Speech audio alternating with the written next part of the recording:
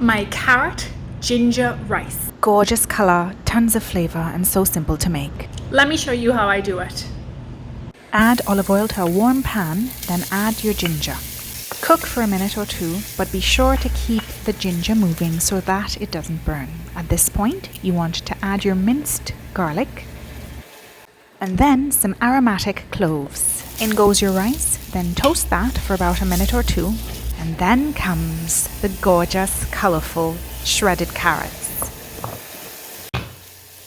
At this point, go ahead and add your liquid and then bring everything to a boil.